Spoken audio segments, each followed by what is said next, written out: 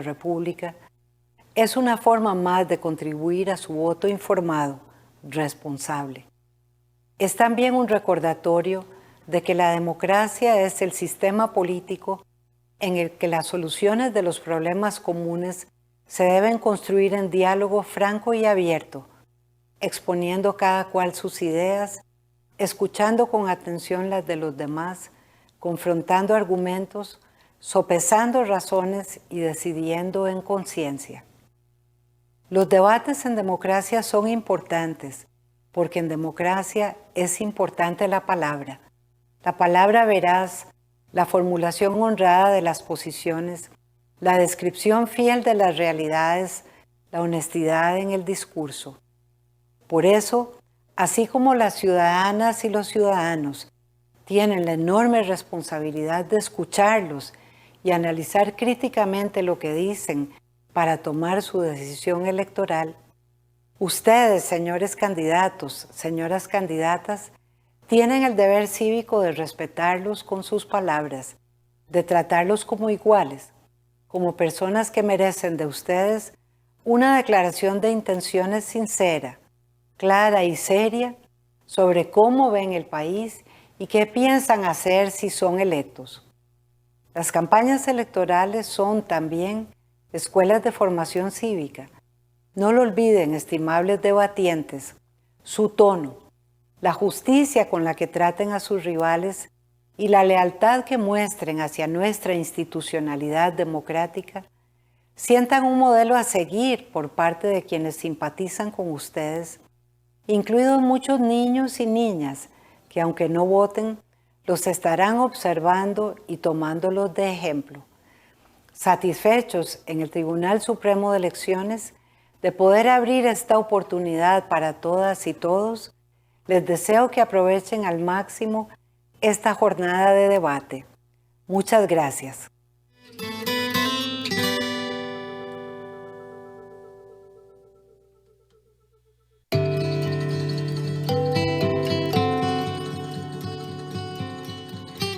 Muy buenas noches, bienvenidos a esta transmisión en vivo desde el auditorio del Tribunal Supremo de Elecciones. Es para nosotros un gusto contar con su compañía en la segunda entrega del debate nacional, el debate del Tribunal Supremo de Elecciones.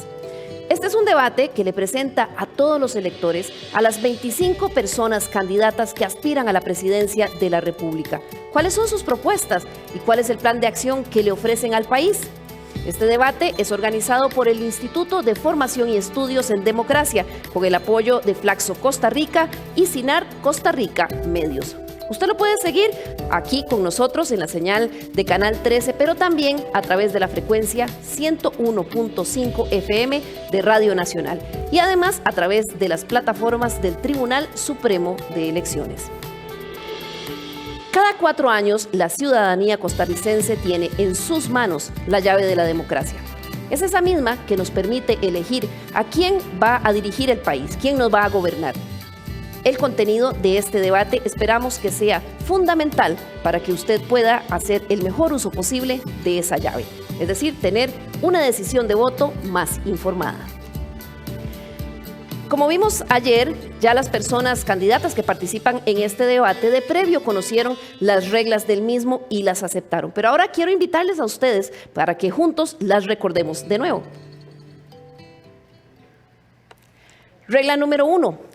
La participación de las y los candidatos en los 4 programas se da según la ubicación en la papeleta. Regla 2. El formato del debate y las reglas han sido conocidos y aprobados de previo por las personas candidatas. Tercero, no se permitirá durante el debate la intervención de terceros. El uso de teléfonos, tablets, computadoras o documentos de apoyo tampoco es permitido. Regla número 4.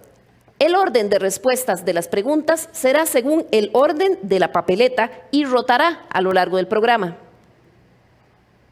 En quinto lugar, las personas candidatas conocen los tiempos de respuesta y saben que cuando estos se cumplen, el micrófono se va a silenciar.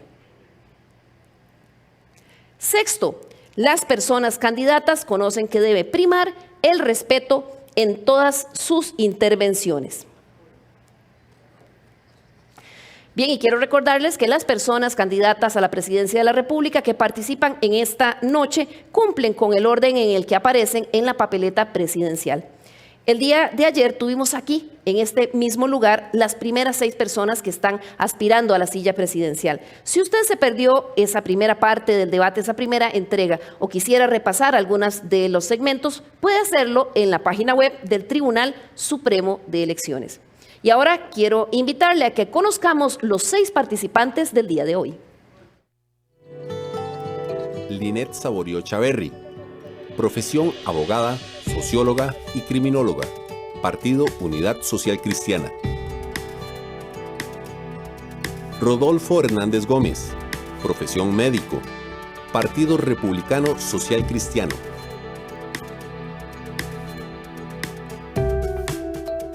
Luis Alberto Cordero Arias, profesión abogado, Partido Movimiento Libertario.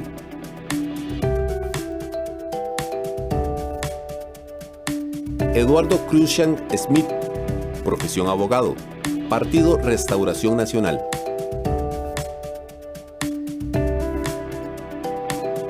Rodrigo Chávez Robles, profesión economista y filósofo, Partido Progreso Social Democrático.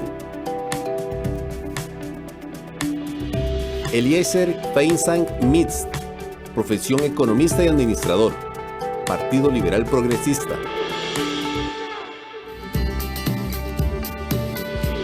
Bienvenidos, señora y señores candidatos. Muchas gracias por estar aquí con nosotros, sobre todo frente a los electores que desean conocer cuáles son las propuestas de cada uno de ustedes. Como sabemos, por la primera entrega del día de ayer, previo al debate, se realizó una entrevista en profundidad a las y los 25 aspirantes a la presidencia de la República, con 18 preguntas sobre algunos de los principales temas que enfrenta el país y que tienen que ver con ejes temáticos relacionados con gobernabilidad, economía, ciencia y tecnología, finanzas, corrupción, salud, educación, seguridad, agricultura, medio ambiente y política exterior. En ese ejercicio se les preguntó a las y los 25 aspirantes cuáles son sus propuestas para solucionar los principales desafíos que tienen que ver con esos temas. Las preguntas fueron conocidas por los candidatos hasta el momento mismo en que se llegó a hacer la grabación de esa entrevista. Y las respuestas que estos candidatos dieron no fue sujeta de ningún tipo de edición. Es decir, aquí vamos a conocer la totalidad de lo que ellos expresaron al responder la pregunta. Para cada noche hemos seleccionado 3 de esas preguntas en una rifa que se hizo previo al debate del día de hoy, pero usted podrá ver las entrevistas completas sobre los temas que los 25 candidatos respondieron a partir del jueves 13 de enero en la página web del Tribunal Supremo de Elecciones. Recuerde www.tse.go.cr a partir del jueves 13 de enero. Bien, en el primer bloque de esta sesión del debate nacional, veremos las respuestas a 2 de esas preguntas que dieron los candidatos que participan el día de hoy. Luego les daremos a las y los candidatos un espacio de 1 minuto a cada uno para que haga una ampliación sobre sus propuestas. Y en esta parte, señoras y señores candidatos, los electores realmente quieren conocer en forma concreta cómo van a hacer ustedes realidad lo que proponen. Es decir, el diagnóstico, la situación del problema, eso casi todos los costarricenses lo conocemos. Esta oportunidad es valiosa para saber qué es lo que ustedes plantean. Vamos en materia. Vamos a ver la primera pregunta del primer bloque del debate del día de hoy.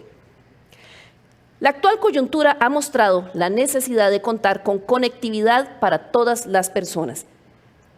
La pregunta concreta es: explique las medidas para cerrar las brechas digitales y de acceso a Internet en Costa Rica que implementaría en un eventual gobierno suyo. Para iniciar esta ronda de respuestas, escuchamos ahora a doña Linet Saborío. Costarricense, a raíz de los malos manejos financieros que lamentablemente hemos tenido en las últimas administraciones nos ha llevado a tener un espacio fiscal muy reducido. Pero dentro de ese muy reducido espacio fiscal tenemos que priorizar. Y un tema prioritario, por supuesto, es trabajar en la conectividad. Tenemos que trabajar en ella y tenemos además que lograr que nuestras familias, que nuestros niños, nuestros jóvenes tengan acceso. Y por lo tanto debemos facilitar también que cuenten con los instrumentos, con las herramientas suficientes para hacerse de esa conectividad.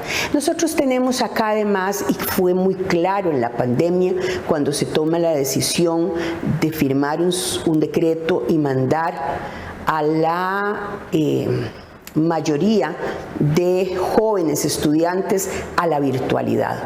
Y yo siempre me pregunto, ¿cuál virtualidad si no había conectividad? Tenemos, por lo tanto, que avanzar en programas que nos permitan conectividad para escuelas, conectividad para las familias. Tenemos que priorizar los recursos y tenemos que cumplir con algo que yo me rehusaría absolutamente a pensar, y es perder generaciones completas, porque hoy tenemos alrededor de 500,000 de niños y jóvenes que la falta de conectividad implicó dejarlos sin formación y sin capacitación. Y esto no es posible, lo tenemos que enmendar. Tenemos por ello que llegar a grandes acuerdos de una reforma educativa que necesita de conectividad.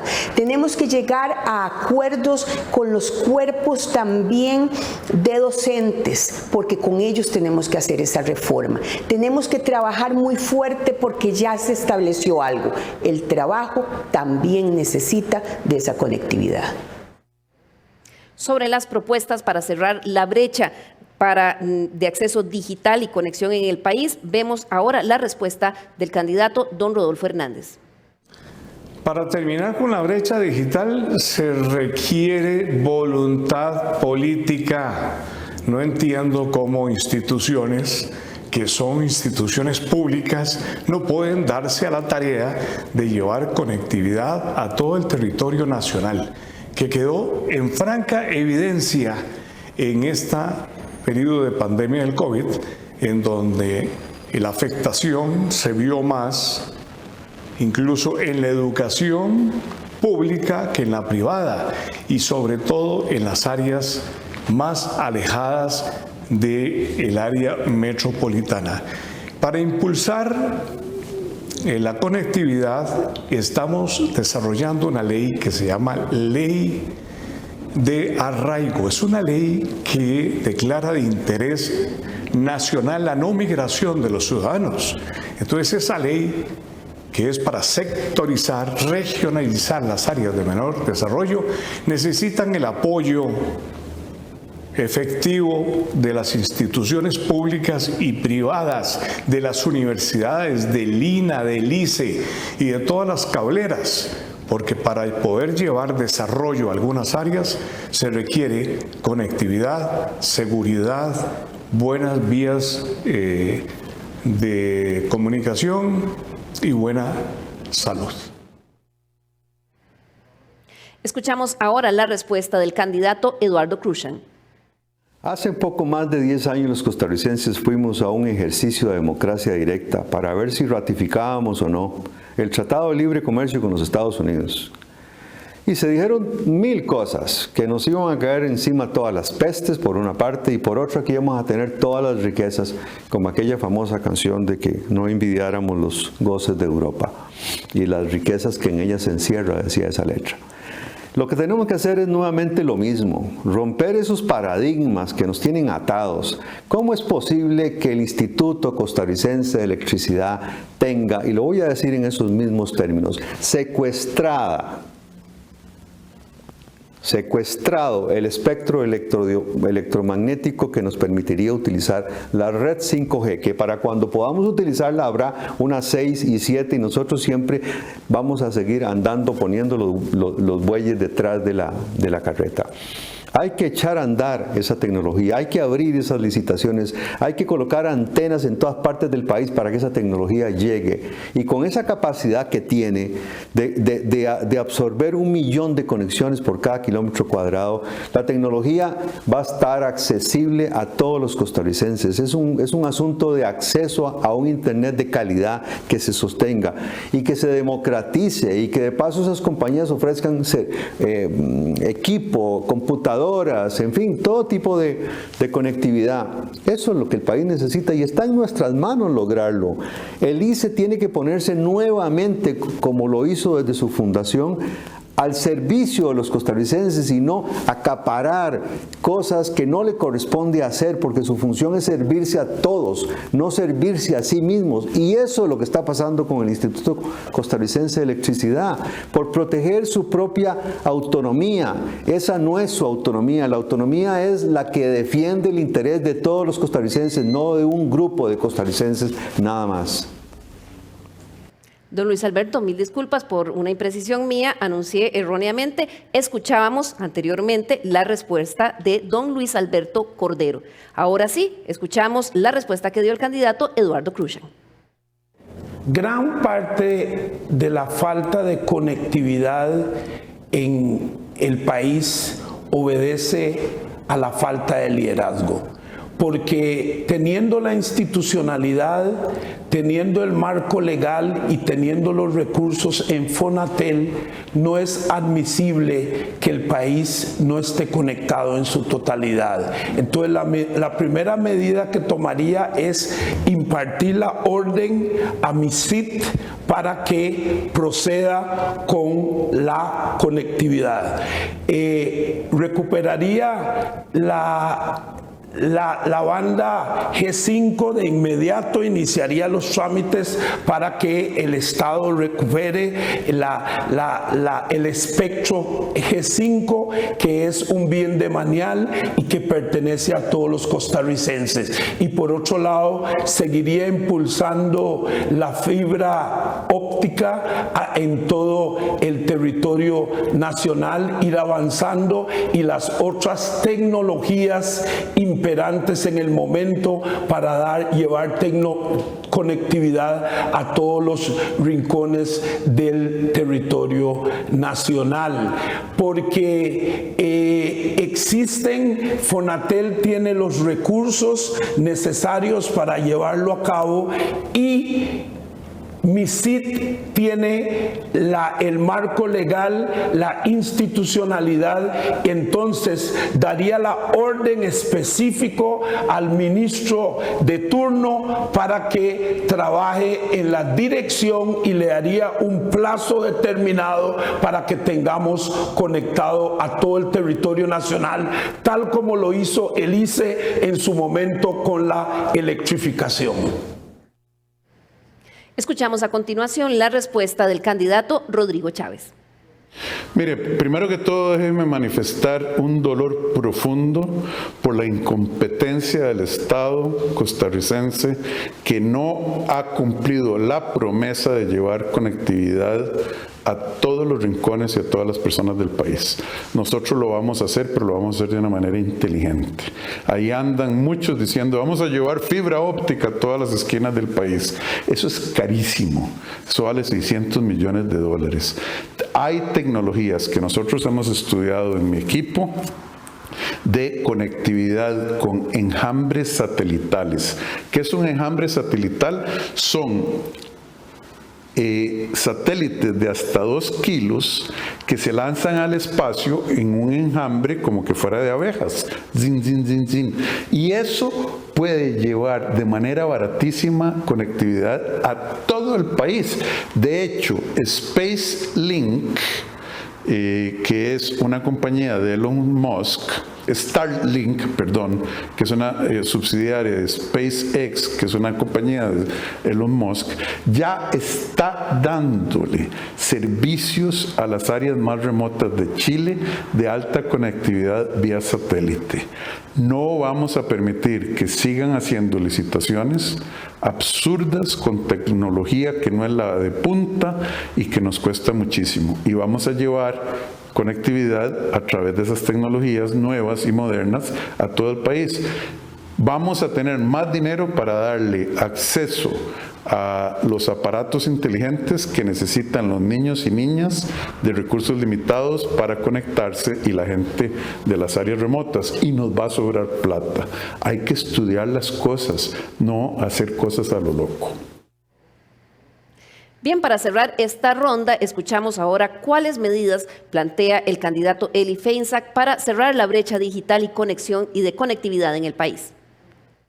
El 8 de mayo del 2022, entre el paquete de decretos que firmaremos el primer día, estará la declaración de interés público de las bandas necesarias para desarrollar la tecnología 5G, para poder recuperar esa parte del espectro radioeléctrico para que se pueda finalmente desarrollar esta tecnología 5G. La tecnología 5G nos va a permitir con mayor facilidad llevar internet de banda ancha a todos los rincones del país, pero además le promete al país y al mundo en general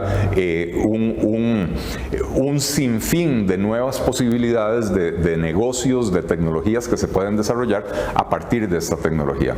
Lo segundo es que le vamos a instruir al Ministerio de Educación y al Ministerio de Ciencia y Tecnología para que desde el primer día se pongan de acuerdo en algo que en este gobierno no han hecho, que es que el Ministerio de Educación le permita al MISIT identificar a los estudiantes que necesitan la conexión para que el MISIT le traslade la orden a Fonatel y de esta manera Fonatel pueda ejecutar los recursos que son multimillonarios, que ya los tiene y que ahí están disponibles precisamente para desarrollar o para llevar el internet de banda ancha a los hogares pobres, a las escuelas en las regiones alejadas, a las comunidades pobres del país. El dinero está, y la razón por la que en los últimos 4 años no se ha movido es porque hay una disputa entre el MISIT y el Ministerio de Educación sobre a quién le recae la responsabilidad de comunicarle esta información a Fonatel,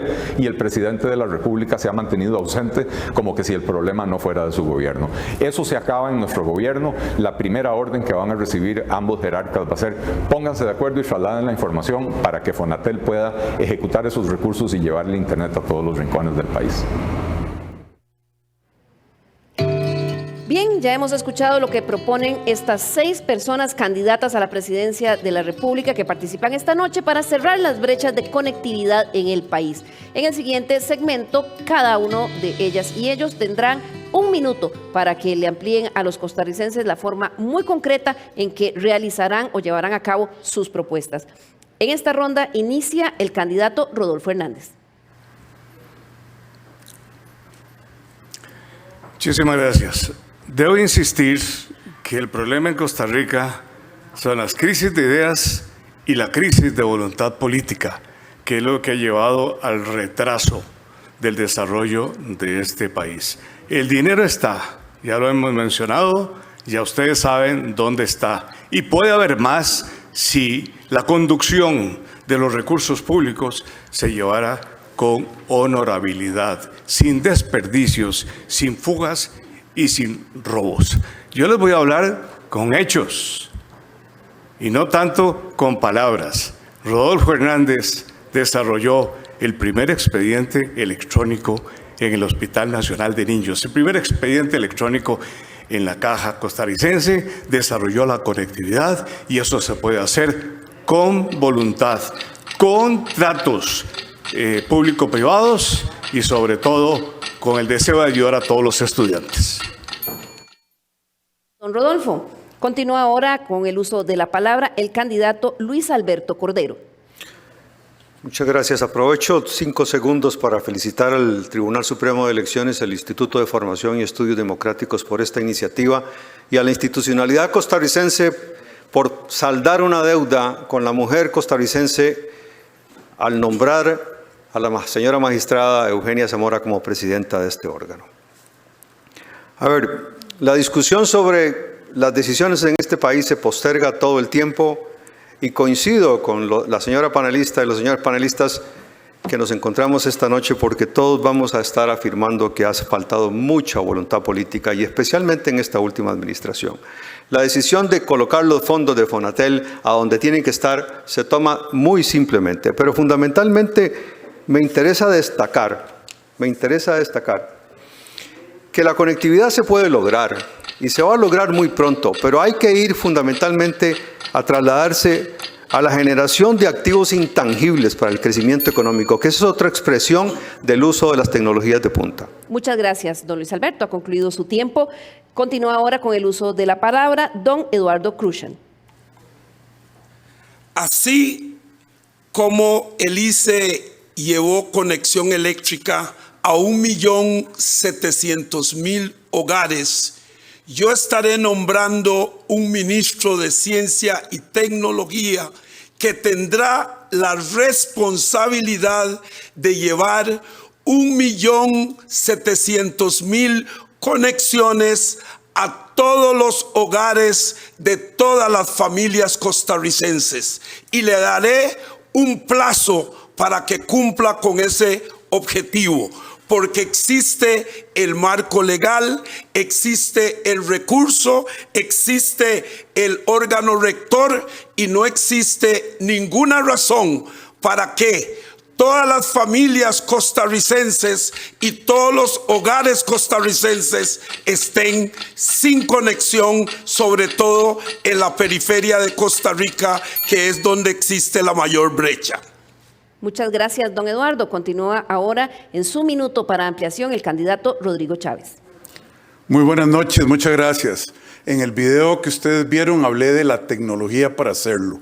Ahora tenemos que recordar que Costa Rica no es un país pobre, es un país mal administrado. El hecho de que no exista esa conectividad ha sido producto de la mala administración. ¿Por qué? Porque ARECEP nombra a su jefe. A Sutel. Sutel manda en Fonatel y el MISID no tiene la capacidad administrativa para tomar las decisiones. Eso fue producto de la negociación que hicieron los gobiernos desde hace 12 años, cuando se pasó la ley de telecomunicaciones, para favorecer a las compañías que hoy están en oligopolio compitiendo por darle servicio a usted.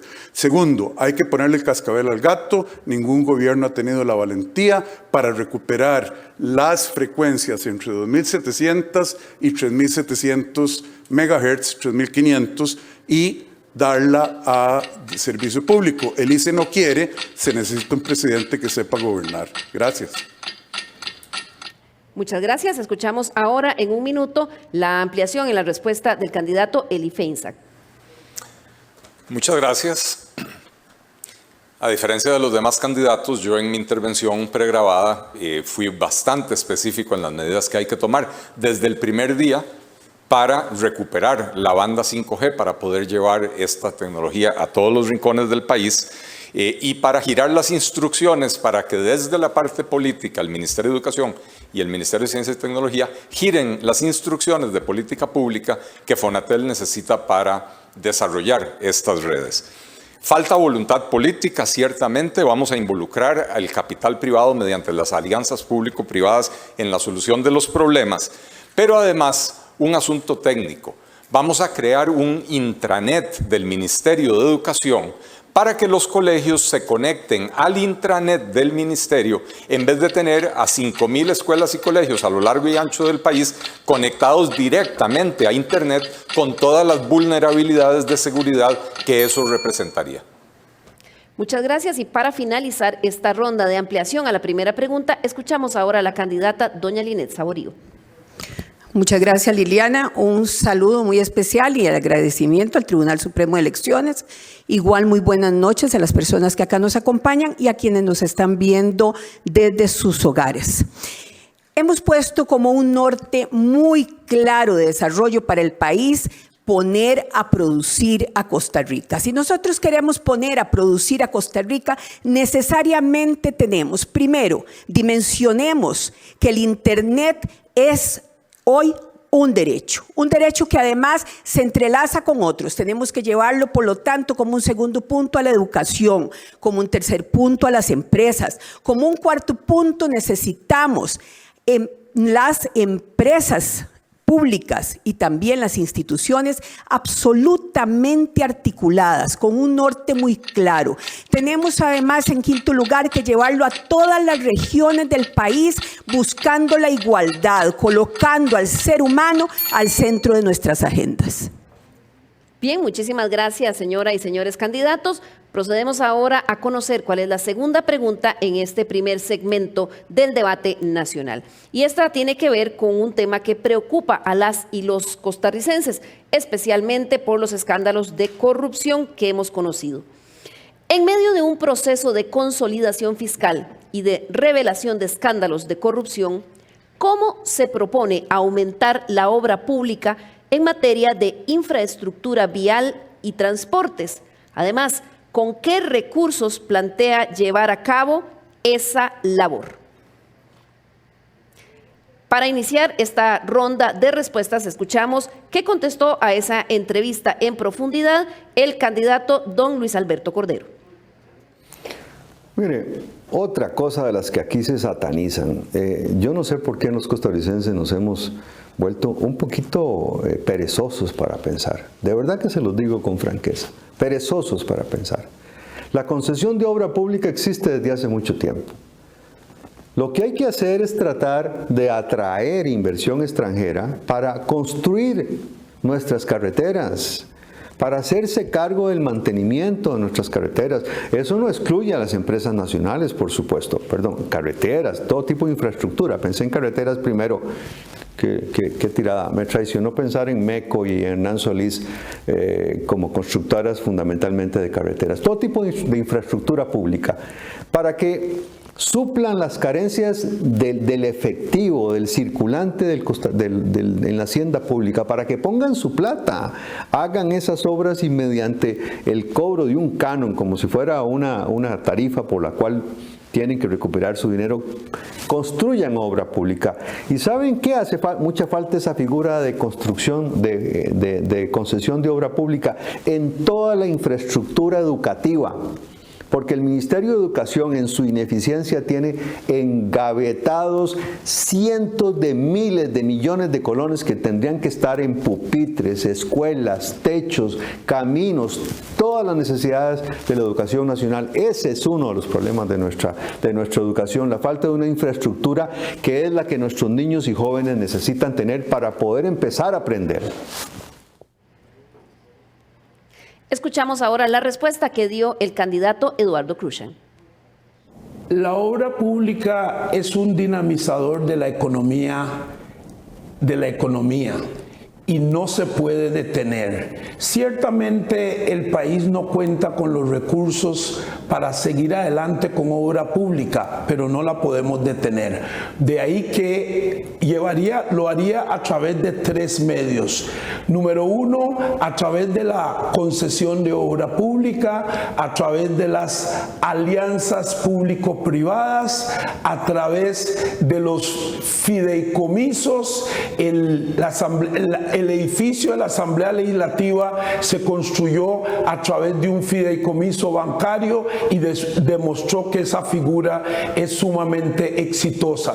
Y también utilizaría los recursos de los fondos de pensiones para llevar a cabo obra pública. Recientemente se le hizo una reforma a la ley de JUPEMA para permitir que el 20% de sus recursos puedan ser utilizados en obra pública. De manera que el país tiene suficientes mecanismos para llevar a cabo la obra pública en el país, dentro y a través de estas figuras no estaríamos tan expuestos a la corrupción como se ha venido dando en estos tiempos, porque en nuestro programa de gobierno hemos establecido 0 tolerancia a la corrupción y seremos los primeros denunciantes de cualquier acto de corrupción que detectemos en nuestro gobierno.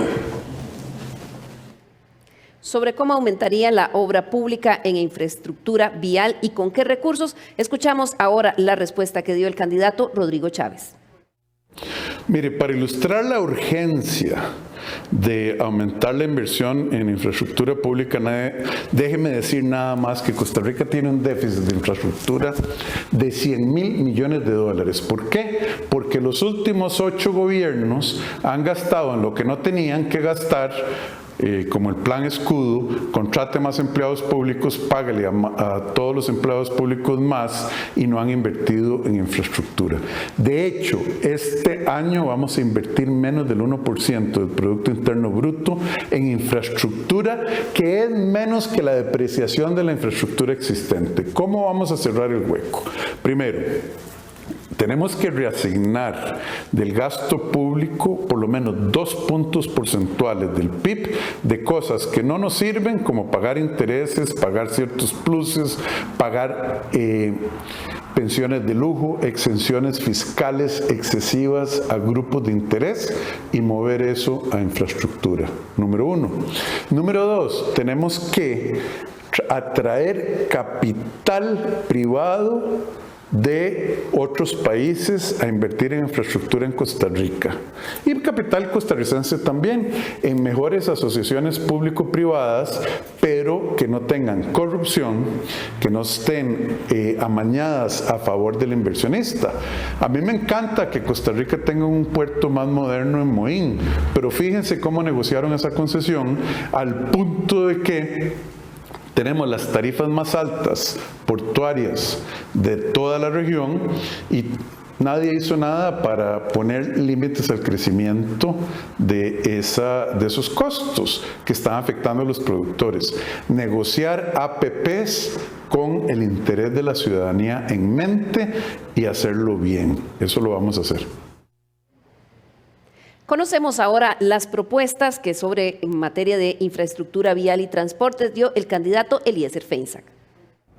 Es evidente que un Estado que está prácticamente quebrado, un país que a lo largo de los últimos 11 o 12 años ha tenido déficits fiscales mayores al 5% anual en la enorme mayoría de esos 11 o 12 años, no está en condiciones de hacer las inversiones que se requieren.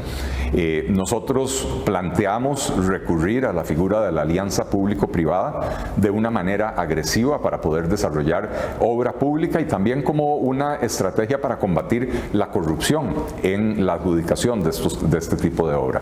En Costa Rica, por algún motivo, le hemos adquirido miedo a desarrollar proyectos grandes. En vez de hacer una carretera de Barranca hasta Liberia, se partió en 3 tramos. Y eso me lo explicó a mí un empresario de la construcción. Me dijo: Eli, en Costa Rica los proyectos se parten en pedazos porque el que parte, reparte. Y eso se acaba el día que nos atrevamos a hacer proyectos grandes, completos, en una sola licitación, que exijan que las empresas que van a participar en ese concurso tengan un músculo financiero importante, lo cual va a permitir invitar a empresas de países de primer mundo interesadas en desarrollar ese tipo de proyectos. Otras contrataciones, como pueden ser el mantenimiento, esto más bien se puede dividir en tramos más pequeños y otorgarle a las empresas en las comunidades locales, que siempre hay empresas de construcción, empresas de mantenimiento, labores como la chapia, la limpieza de cunetas, el mantenimiento de la pintura, etc. Y entonces de esa manera repartimos actividad económica por todo el país. Pero sí es importante impulsar la concesión de obra pública y las alianzas público-privadas en el desarrollo de la obra y de los servicios públicos, sean estos hospitales, escuelas, carreteras, puertos, aeropuertos, etc. Escuchamos ahora la respuesta que dio al tema de obra pública e infraestructura vial y transporte la candidata Linet Saborío.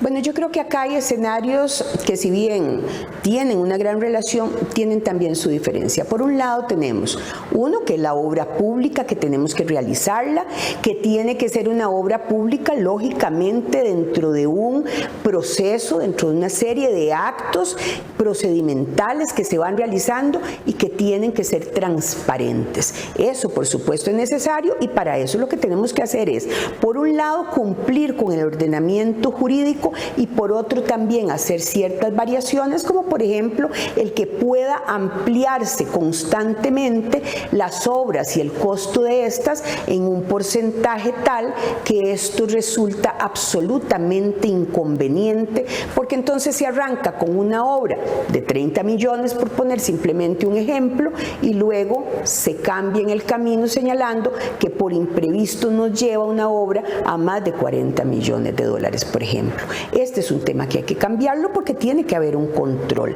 Pero por otro lado, la obra pública es absolutamente necesaria. Cuando nosotros hablamos de la infraestructura, esta tiene que ver con desarrollo, tiene que ver, por supuesto, con la posibilidad de que el país produzca en los diferentes campos y que mejoremos distintos sectores. Sin duda, igual que en la tecnología, esas nuevas vías de comunicación son necesarias, también las vías de comunicación, las carreteras, toda obra de infraestructura es también necesaria.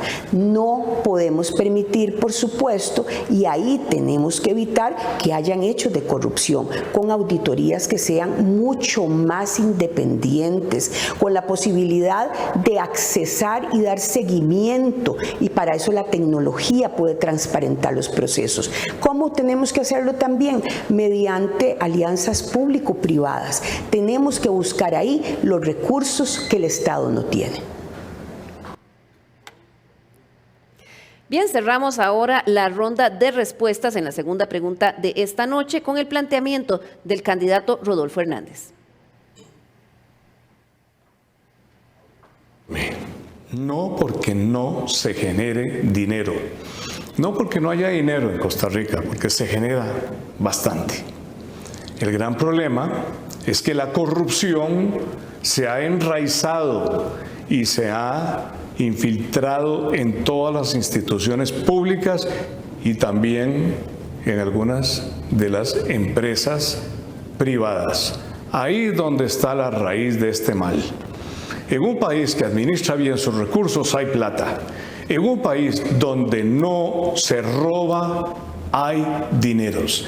Esto hay que combatirla a capa y espada. Por eso les mencionaba que una forma de combatir este tipo de actos es con un buen sistema informático entrelazado, un buen sistema que nos permita darle trazabilidad a todo lo que hace. Y hay que volver a repensar esa precalificación de empresas, incluyendo las empresas de desarrollo de infraestructura vial, que esa precalificación parece que no ha funcionado porque ha servido para hacer tratos incorrectos. Hay que cumplir con la ley de contratación administrativa, y si hay que reformar algo, hay que reformarlo.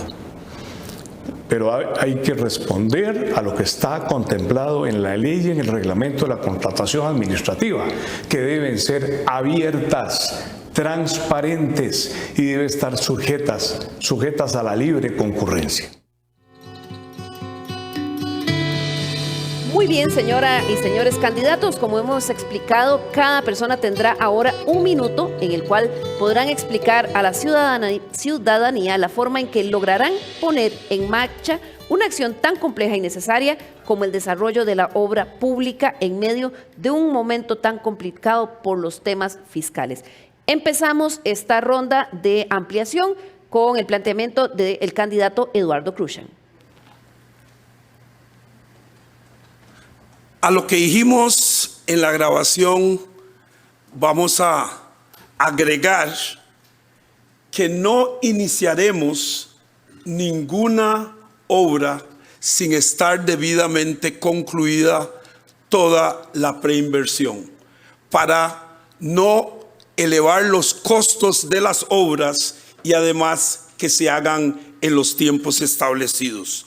Pero también velaremos para que cada colón de los costarricenses se invierta de manera eficaz y eficiente, que no haya robo más de un colón de los costarricenses, más malversaciones, más desviaciones, ni malas inversiones de los exiguos recursos del erario público. Y seremos los primeros en acusar a las personas que se apropien de los dineros del Estado costarricense.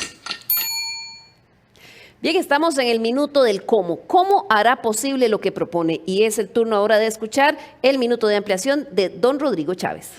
Muy claro que todos estamos de acuerdo que hay que aumentar la inversión pública. No me queda claro cómo lo piensan hacer los otros.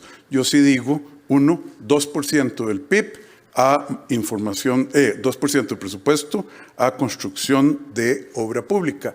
Vean, las APPs que aquí se mencionan son temas muy delicados. Nosotros hemos tenido 4 APPs en la historia de este país: Moín, Aeropuerto, Caldera y Ruta 27, y en las 4 nos ha ido mal. ¿Por qué? Porque las negociamos mal. Posiblemente no tengan el talento, las habilidades o los intereses correctos quienes negociaron esas APPs, creo que ambas, y entonces tenemos que entender que la construcción de infraestructura en el mundo moderno ya no se trata de ingeniería ni de ingenieros, se trata de estructuración financiera, tasa de interés, plazos, gobernanza, indicadores de desempeño. Yo trabajé 27 años haciendo eso, me pongo a la orden del país. Don Eli, en medio de un momento tan complejo en temas de corrupción y también de escasez fiscal, ¿cómo? En el minuto, ¿cómo haría usted posible lo que propone? Don Eliezer Feinstein. Bueno, yo sí creo que un Estado que básicamente está quebrado tiene que recurrir al capital privado, dándole un fuerte impulso a la concesión de obra pública, usando las diferentes modalidades de alianza público-privada que existen y no simplemente la concesión per se. Vamos a convertir al Consejo Nacional de Concesiones en una promotora de proyectos de inversión en el país, una especie de CINDE para la promoción de la infraestructura del país, para que vaya a buscar en otras partes del mundo a las empresas y a los inversionistas que puedan venir a hacer esta obra con estándares de calidad mundial. También vamos a dar más espacio e importancia a la concesión por iniciativa privada. Y sobre todo planteamos una reforma a la ley de contratación administrativa para cerrar los portillos a la corrupción, como el que permite al gobierno aumentar los contratos hasta en un 50% una vez iniciados, o los que permiten que se den licitaciones públicas con nombre y apellido. Muchas gracias, don Eliezer. Doña Linet Saborío, en su caso, ¿cómo haría usted frente al desarrollo de obra pública? Primero, recordemos, vamos a poner a Costa Rica a producir. Y para hacerlo entonces tenemos que llevar efectivamente desarrollo y oportunidades a todas las regiones del país, a los 83 cantones. Aquí en este país no pueden haber ciudadanos de primera y de segunda categoría, como a veces parece denotarse en las decisiones de gobierno. Vamos a gobernar buscando la igualdad. Primero, vamos a llevar efectivamente obra pública que genere trabajo. Segundo, vamos a priorizar. Tercero, vamos a evaluar. Cuarto, tenemos necesariamente que transparentar esa obra pública de manera tal que invite a incrementar también la producción.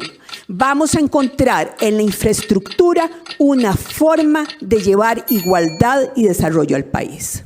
Muchas gracias, doña Linet. Don Rodolfo Hernández, en un minuto queremos conocer ahora cómo lo haría usted. Es un problema tan complejo por la situación de mala administración del país que hay que recurrir a todas las posibilidades. Como lo hice de director, ustedes saben que fui director del Hospital de Niños, saben que no solo soy pediatra, soy un administrador. Y lo hicimos utilizando todas las formas, no solo las alianzas público-privadas como se construyó, sino hicimos un fideicomiso para el próximo edificio. Hay que recurrir siempre a la concesión de obra, y hay algo que se ha rechazado y que se rechazó en este gobierno, que son los fondos no reembolsables que algunos países están dispuestos a darnos. Hubo una propuesta para hacer un ferrocarril, un tren, que aquí se rechazó para hacer un trencito eléctrico. Como administrador, estoy convencido que así como se hacía infraestructura con pico y pala, ahora con más tecnología deberíamos hacernos si los corruptos van a la cárcel y no tenemos contemplación. Muchas gracias, doctor Hernández. Continuamos para cerrar esta ronda de ampliación de la pregunta con la participación del candidato don Luis Alberto Cordero. Concesionando toda obra pública que sea posible, carreteras, aeropuertos, puertos marítimos, con alianzas público-privadas. Otorgarle a las municipalidades la facultad de hacer obra pública en las vías cantonales. Asimismo, otorgarle a las municipalidades la posibilidad de hacer obra pública en la infraestructura educativa, especialmente siguiendo modelos que ya se han utilizado como los proyectos del MOP y el Banco Interamericano de Desarrollo. Es importantísimo asimismo crear un fideicomiso compuesto por los superávits de las entidades del Estado que sirva no solo como inversión, sino además como garantía de préstamos a mejores tasas y plazos, de tal manera de liberar recursos que a su vez se pueden reinvertir en obra pública, pero siempre, en todo momento, con transparencia y la fiscalización en cada etapa del proceso de la Contraloría General de la República. Bien, muchísimas gracias, señoras y señores candidatos. Llegamos así al final de este primer bloque de la segunda sesión del debate nacional, el debate del Tribunal Supremo de Elecciones. Vamos a ir ahora a una pequeña pausa informativa y en pocos minutos regresamos para que usted siga conociendo qué es lo que plantean los candidatos, cómo lo van a hacer y sobre todo que usted analice sus respuestas, las compare y los juzgue. Ya regresamos.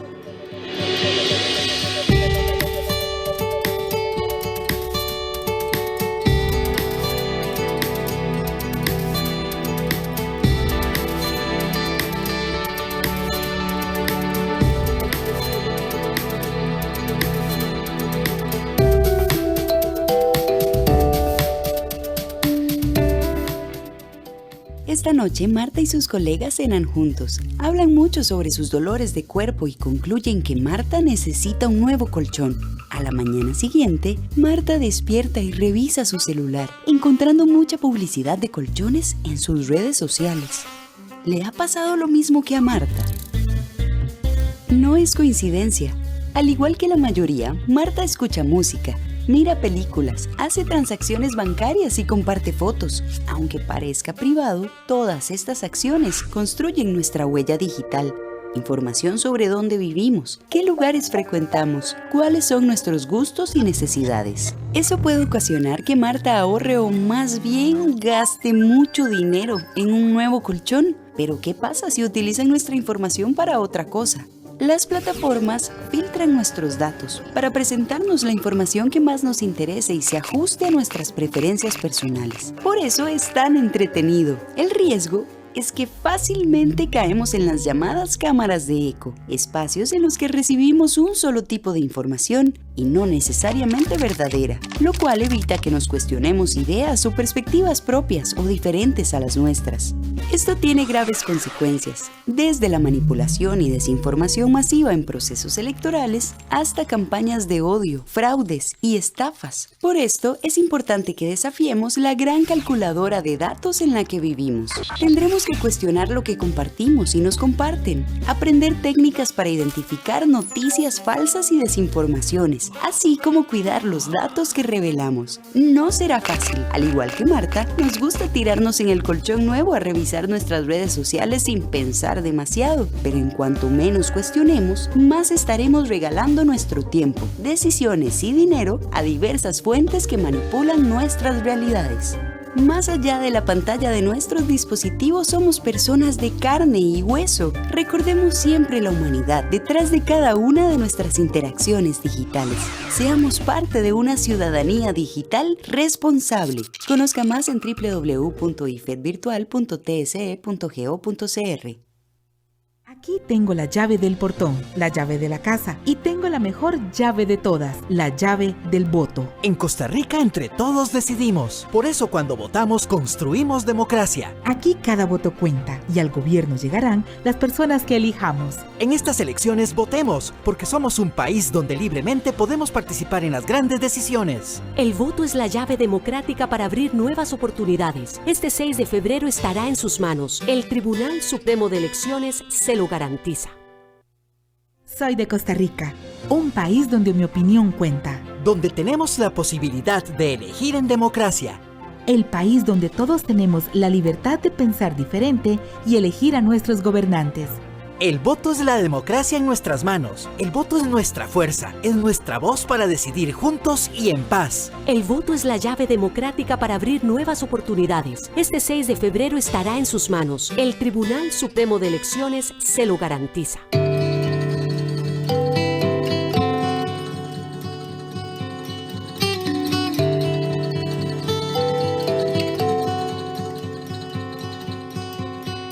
Estamos de vuelta aquí en el auditorio del Tribunal Supremo de Elecciones. Muchas gracias por continuar con nosotros aquí en la segunda noche del debate nacional, el debate del Tribunal Supremo de Elecciones. Un gran esfuerzo nacional que pretende presentarle a usted en una serie de 4 sesiones a las 25 personas que aspiran a la presidencia de la República.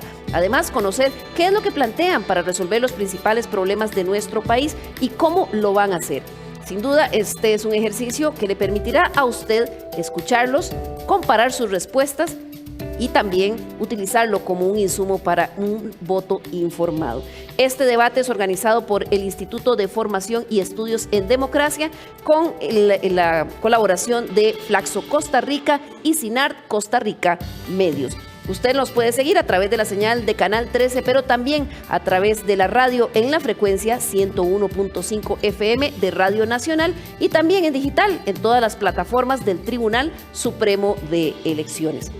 Bien, y les cuento que en este segundo bloque tendremos 2 modalidades. La primera ha sido diseñada para que las personas candidatas puedan preguntarse entre sí. Cada candidato tendrá 30 segundos para hacerle una pregunta a la persona que está a su izquierda. Ese candidato tendrá a su vez 1 minuto y medio para responder y de forma inmediata quien le hizo la pregunta podrá hacer una réplica de 30 segundos también. En la segunda parte de este primer bloque tendremos la tercera pregunta de fondo. Bien, vamos a empezar con la dinámica de preguntas entre los candidatos que están aquí hoy en el auditorio del Tribunal Supremo de Elecciones. Y para iniciar esta ronda, el señor Rodrigo Chávez le pregunta al señor Eliezer Feinsack. Muchas gracias. Mire, don Eli, yo le voy a hablar a usted de APPs. Me acuerdo que usted como viceministro del PUSC negoció el contrato de una APP con Alterra para manejar el aeropuerto. La Asamblea investigó ese contrato y ordenó castigos severos contra usted porque, como dijeron los diputados, Eliezer Feinsack estuvo más interesado en mejorar las ganancias de Alterra que velar por el interés público. ¿Qué le tiene que decir usted a la población de este país en vista de en vista de lo que acaba de decir? Muchas gracias, don Rodrigo. Viera que la investigación que hizo la Asamblea Legislativa no llegó a absolutamente nada, porque lo que hicieron fue un show político, remitieron ese documento a la Fiscalía para que lo investigara y la Fiscalía lo desestimó por falta de mérito, con lo cual no existe ningún hecho concreto de lo que salió de esa comisión investigadora de la Asamblea Legislativa.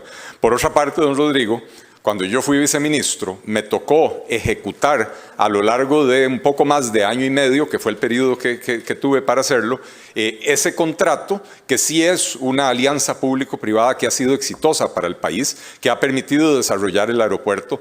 Me tocó también hacer una licitación pública de casi 13,000 placas de taxi, en la cual no hubo una sola acusación de corrupción, de irregularidades de ninguna naturaleza. De manera que tengo un historial de ejecutar las cosas, a diferencia de los 184 días que usted pasó en el Ministerio de Hacienda sin pena ni gloria, donde no logró hacer absolutamente nada, excepto endeudar al país en 150 y pico millones de colones más, con la compra de un megasistema de cómputo para supuestamente sustituir los sistemas que tiene el Ministerio de Hacienda. Los expertos en tecnología me dicen que esos sistemas que tiene Hacienda se pueden poner a funcionar con una inversión de mucho menos de $10 millones. Perdón. Muchas gracias, don Eli. Viera que esos expertos no son expertos, pero yo no me quiero meter en eso. A mí me informaron que usted estuvo deshabilitado de la función pública por 4 años. Eso es un hecho producto de ese contrato. Además, no es un secreto que a usted lo financian los empresarios más acaudalados del país, que en los últimos gobiernos han recibido contratos y gollerías jugosas, incluyendo monopolios. Ojalá usted se comprometa con el país de eliminar esos privilegios y que nos diga cuáles, cómo y cuándo. Gracias, don Eli. Muchas gracias. En este momento le corresponde al candidato Eliezer Feinsack hacer la pregunta a la candidata Linet Saborido. Muchas gracias, Liliana. Yo nada más espero que don Rodrigo algún día revele qué es lo que se hizo con ese fideicomiso que ha utilizado para financiar su campaña de una manera irregular. Doña Linet, no está de más recordar que la transparencia es un valor fundamental en la política. Parte de ese ejercicio de transparencia es decirle al votante con claridad lo que pretendemos hacer al llegar al gobierno. Recientemente usted anunció que desea plantear una propuesta de reforma del Estado, pero que esperará a que pasen los primeros 100 días del gobierno para anunciar de qué va esa propuesta. Su tiempo, don Eliezer. Doña Linet, por favor. Perdone, señores candidatos, pero recuerden la mecánica. 30 para preguntar, 1 minuto 30 para responder y 30 de réplica. Adelante, doña Linet. Muchísimas gracias. ¿Qué es lo que queremos hacer nosotros? Nosotros lo que queremos hacer es una reforma, es una transformación. Lo que queremos es hacer un gobierno cuyas instituciones respondan a las necesidades y requerimientos de la ciudadanía. Queremos innovar, por eso estamos hablando de un Internet que llegue también a todo. Queremos, por supuesto, con esa innovación llevar tecnología. Queremos además revisar efectivamente todas las instituciones para que éstas sean eficientes, para que sean efectivas, porque las instituciones juegan un papel preponderante cuando hablamos de una reactivación. Queremos también reactivación social, queremos activar y queremos que este país tenga la posibilidad de tener esa esencia costarricense. ¿Cómo queremos hacerlo? Lo estamos planteando efectivamente con mucha claridad. Desde mi experiencia como vicepresidenta de la República, del último gobierno que dejó las finanzas absolutamente en orden, con una experiencia como directora general del OIJ y que parece que ahora, en estos momentos, juega un papel preponderante, actuar con honestidad, actuar con transparencia, saber hacer las cosas. Costa Rica necesita de experiencia y de honestidad. Disculpas, doña Linet, muchas gracias. Termina su tiempo. Don Eliezer, réplica. Doña Linet, usted dice que va a revisar las instituciones para que sean efectivas y trabajen en pro de la ciudadanía costarricense. Yo la felicito por eso, pero ¿no le parece que le está pidiendo un cheque en blanco al elector y que eso es contrario al principio de la transparencia? Cuando uno plantea su candidatura, uno debe decirle con transparencia y de frente al elector lo que uno pretende hacer para que el elector sepa por quién va a votar y qué cosas va a defender esa persona. Nuestro plan en plan.liberal.cr detalla nuestra propuesta del Estado. Mil disculpas, pero recuerden que el tiempo es 30 de pregunta, minuto 30 de respuesta y 30 de réplica. Doña Linet Saborido, es el momento para que dirija su pregunta al señor Rodolfo Hernández. Muchas gracias. Don Rodolfo, en estos tiempos algo que está quejando mucho a la ciudadanía es la violencia. Una violencia que además se está a ella sumando un problema también de salud mental que a muchos acongoja y que a veces se quiere dejar de lado y ver como si fuese inadecuado hablar con claridad de una problemática que nos afecta.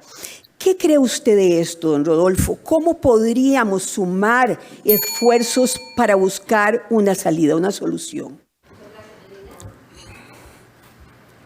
Muchísimas gracias, doña Linet, por la pregunta. De nuevo voy a utilizar una palabra que hace un ratito dije. Hechos, no palabras.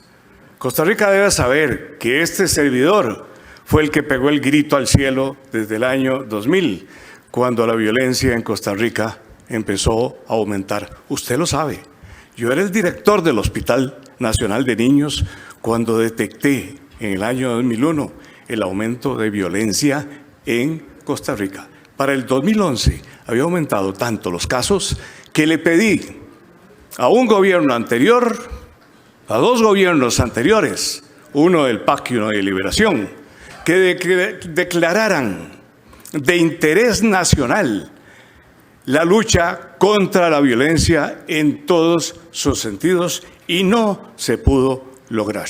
Estoy convencido que para atacar la violencia en Costa Rica hay que empezar a trabajar en los hogares de los costarricenses. Hay que trabajar con la familia. Es más importante enseñar respeto y valores que un montón de trivialidades en los que nos estamos desgastando en los últimos años. Este servidor lo que ha hecho lo demuestra, está documentado y después de 14 años de director me sigo apreciando que soy un hombre transparente y honrado. ¿Su réplica, doña Linet? Nosotros planteamos llegar a alianzas políticas, alianzas sociales. Nosotros planteamos llegar a acuerdos que nos permita efectivamente avanzar y dar solución a todos los diferentes temas que aquejan la sociedad.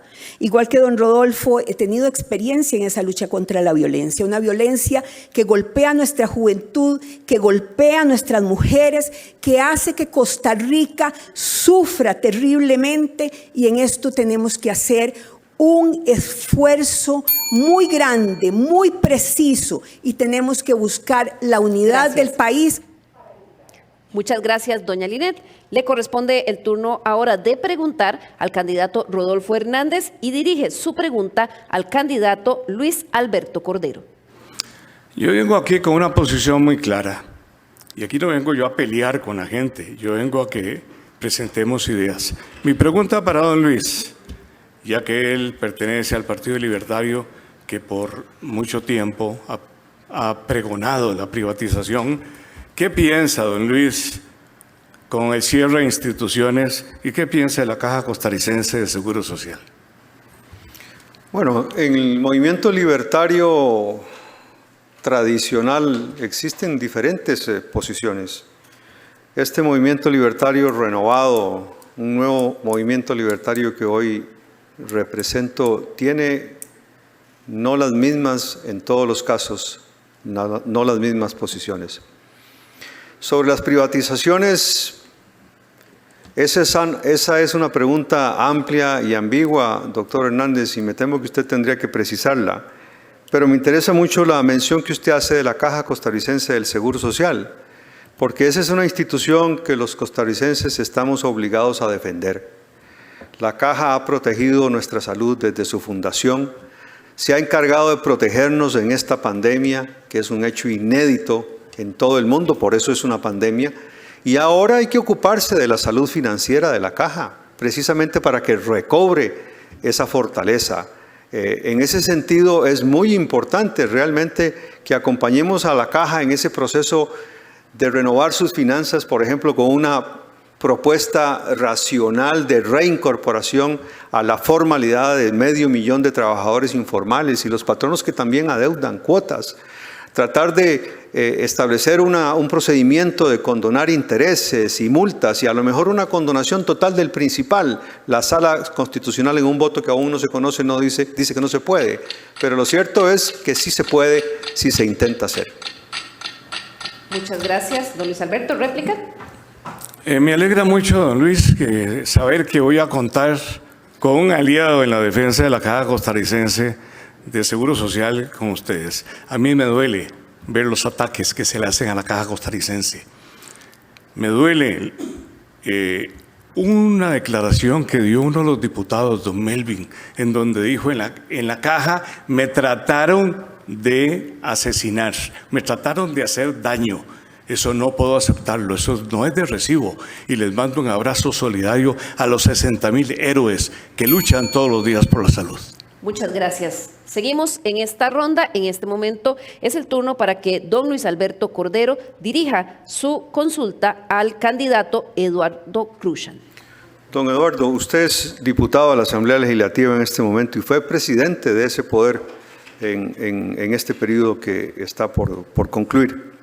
Yo vengo proponiendo, y soy el único que propongo, la convocatoria a una Asamblea Nacional Constituyente para redactar una nueva Constitución y dejar esta política de parcheo, de bacheo en el que estamos para atender las múltiples temáticas y problemáticas que tiene este país. Eso es necesario, hay que hacerlo simultáneamente. Su tiempo. ¿Qué opina de eso, don Eduardo?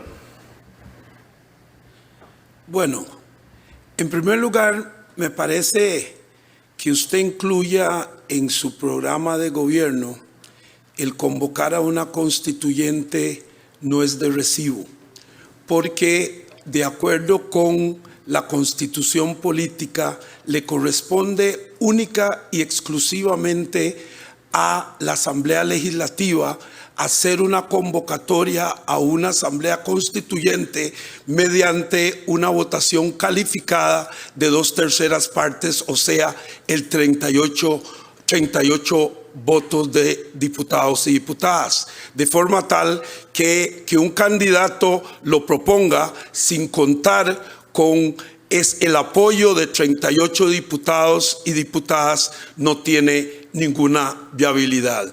Pero en todo caso, yo creo que la Constitución política establece mecanismos para irle haciendo reformas a la Constitución política, y este servidor, por cierto, presentó una reforma que entró en vigencia y que el próximo presidente o presidente de la República va a iniciar en periodos extraordinarios para poder encauzar su plan de gobierno durante ese periodo. Esa es la ruta para reformar la Constitución política. Don Luis Alberto, ¿su réplica? Omite un pequeño detalle, don Eduardo. El procedimiento que usted menciona no es el único, porque la Constitución política también prescribe que con la selección del 5% al menos del total del padrón electoral se puede convocar a una asamblea constituyente, y eso está en la Constitución. La Sala Constitucional se acaba de equivocar hace un buen tiempo, no recientemente, rechazando ese procedimiento. Pero usted omite el fondo sobre si procede o no, no importa el procedimiento. Perdón, don Luis Alberto, su tiempo. Cerramos esta ronda con la pregunta que le hará el candidato Eduardo Cruzan al señor Rodrigo Chávez.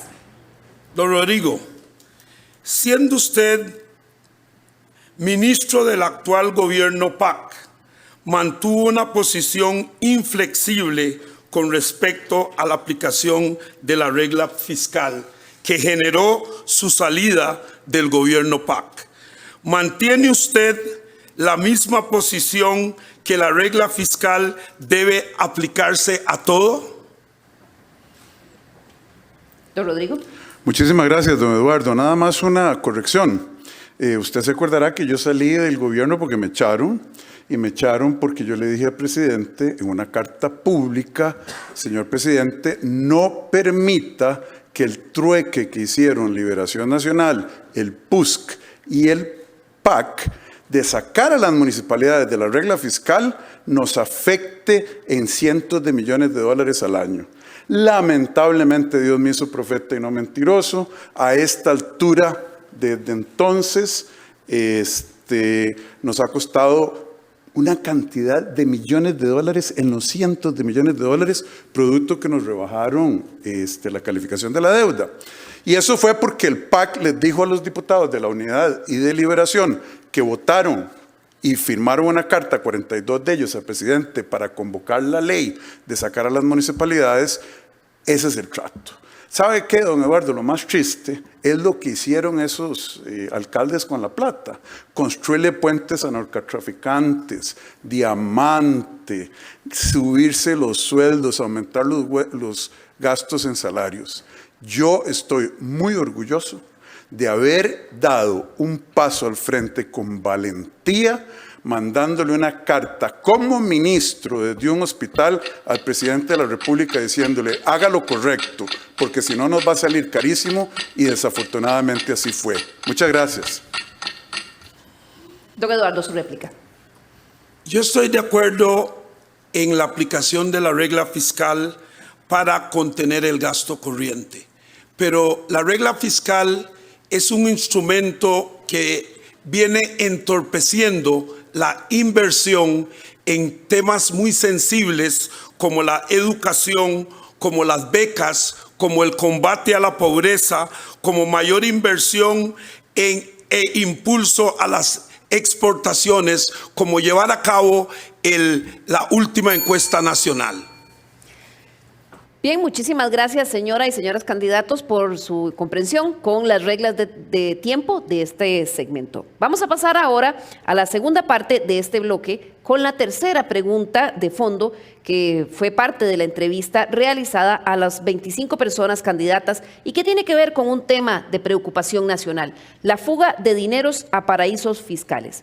La pregunta concreta: ¿qué medidas específicas propone para combatir el fraude fiscal y gravar las grandes riquezas que se fugan a paraísos fiscales por medio de sociedades offshore, como lo han demostrado los Panamá y Pandora Papers? Por el orden, le corresponde iniciar la ronda de respuestas al señor Eli Feinsack. El combate a la evasión requiere de un cambio de mentalidad bastante significativo.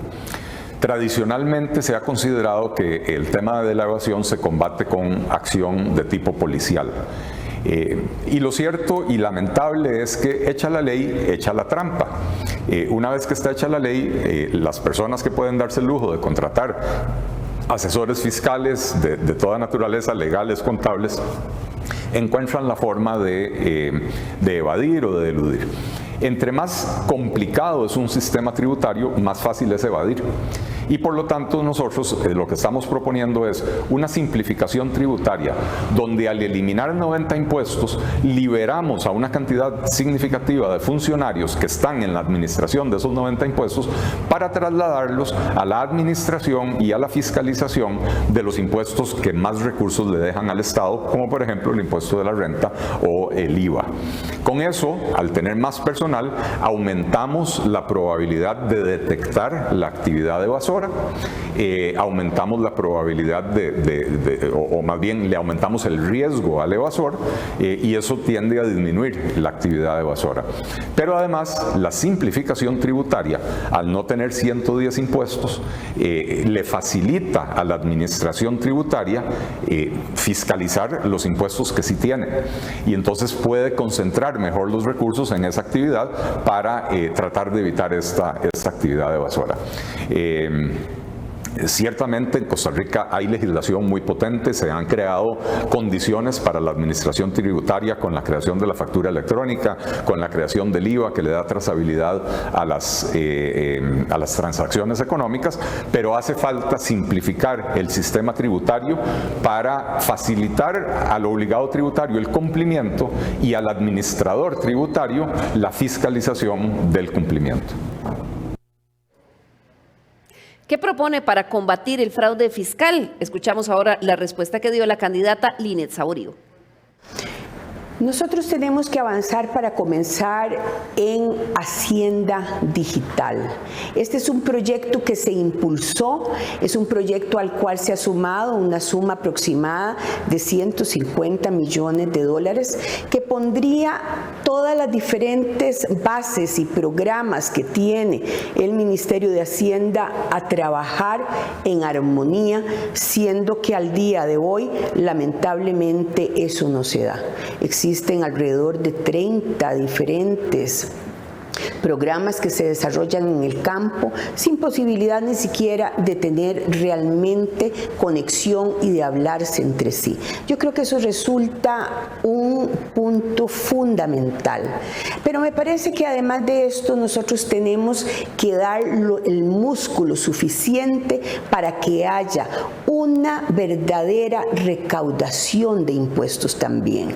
Si tenemos un Estado con una situación financiera sumamente deficitaria en el manejo, si tenemos una situación financiera que a todos nos está golpeando, tenemos por supuesto también que hacer lo correspondiente en la recaudación de los impuestos.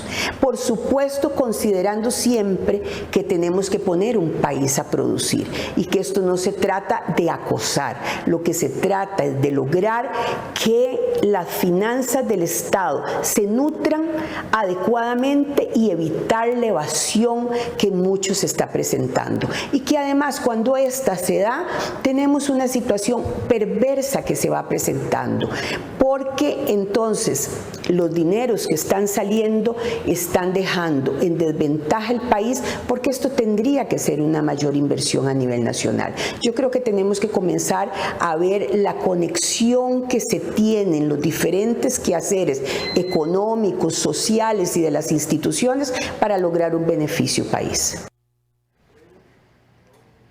¿Qué harán contra el fraude fiscal y la fuga de riquezas a paraísos fiscales? Esa era la pregunta y escuchamos ahora la respuesta que dio el candidato Rodolfo Hernández. Bueno, después de la evidencia que ha existido de esa gran fuga, en la Asamblea Legislativa se han planteado algunas leyes, pero que no están caminando.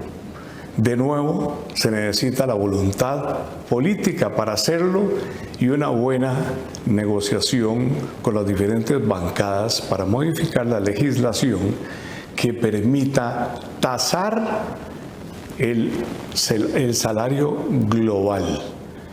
Ese dinero que no se está percibiendo es un dinero que necesita Costa Rica. El sacrificio debe ser de todos. Debe ser del gobierno cerrando los gastos excesivos y debe ser de los empresarios que deben tributar lo que tienen que tributar.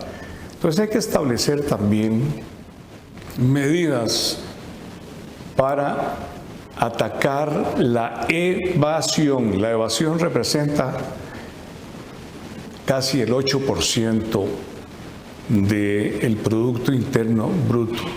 Un 8% de evasión es el equivalente al déficit fiscal actual.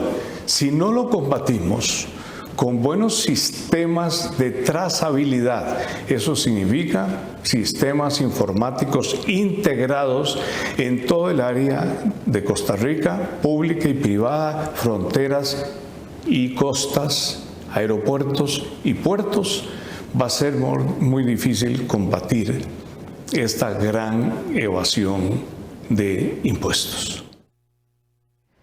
Sobre el tema de fuga de dineros a paraísos fiscales, escuchamos ahora la respuesta que dio el candidato Luis Alberto Cordero. Bueno, eso no es tan fácil realmente, ¿verdad? No es tan fácil porque la legislación permite que las compañías exporten sus dividendos, así como contratan y adquieren suministros desde el exterior, ¿verdad? Sencillamente lo que las compañías tienen que hacer en un marco tributario adecuado es cumplir con sus obligaciones. Mire, no hace mucho tiempo la Asamblea Legislativa aprobó un empréstito del Banco Mundial como por $165 millones para un proyecto de hacienda digital. Eso empieza por el desarrollo de una gran cultura digital. Pero también pasa, ojo, que hay que decirlo, porque la Dirección General de Tributación Directa y la Dirección General de Aduanas también hagan un ejercicio de actualización de todos sus procedimientos.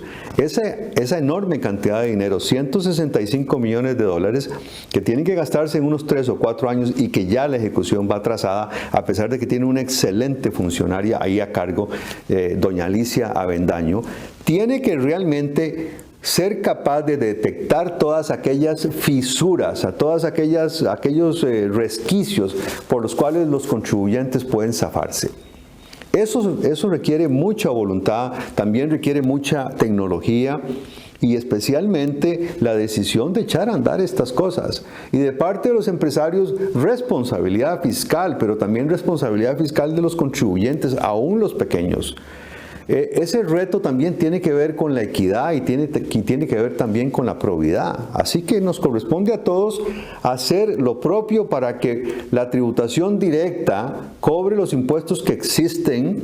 No hacen falta más impuestos, sino cobrar efectivamente los que existen, porque el país tiene los recursos y los recursos no siempre están en la hacienda pública como Tesorería Nacional, sino que están en manos que aún no lo sueltan cuando les corresponde hacerlo. Les recuerdo la pregunta que se les hizo a los candidatos. ¿Qué proponen para combatir el fraude fiscal y gravar las grandes riquezas que se fugan a los paraísos fiscales? Escuchamos ahora la respuesta que dio el candidato Eduardo Kruschen.